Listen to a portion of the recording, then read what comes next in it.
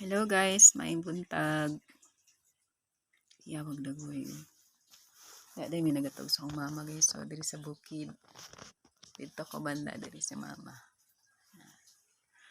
Ay mag-vlog kita karon guys. Ka-remember mo tong una na ako gipatubo nga liso sa kanang bayabas di sa likod Tulo to niya ay upat dito. Ang katong kinadak-an gikaon nako tapos gipa gipatubo. Tapos the following day kay si mama nakakuha og kanang gamay yang nakuha. Karon ang duha nabili ng isa. Medyo dako na murag hinog na siguro to. Nya karon katong gipatubo nako nga bayabas. Wala gid siya ning tubo ba. Ko pasagda na lang nako ni kay murag mali guro akong pagkatubo. Nya mo to guys, i-update ta mo kay murag 2 weeks ago man siguro to nga pag-abre na ako kay na surprise cake ko kay nitubo na gid siya, no.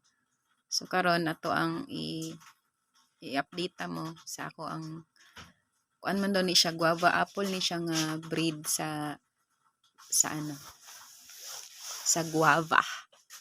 Let's go. Guava. Mo ni siya guys, limpyo pa kay Tupperware no. Diri na ako gisulod, wow.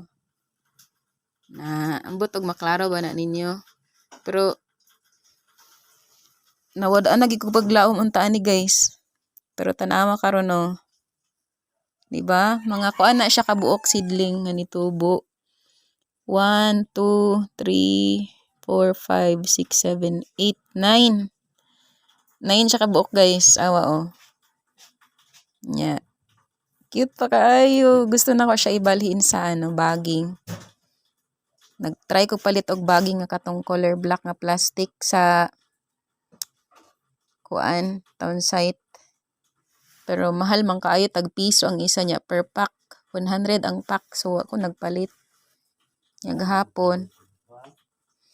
Gahapon kay nagadtumila ko noy nya gipanghaling na daw nila to ilahang kuan plastic nga pang bagging. So pangitaan na to nig paraan nun guys. Naa daw diri sa likod guys, pero tan-aw na to ron. Ana si mama na daw sa likod.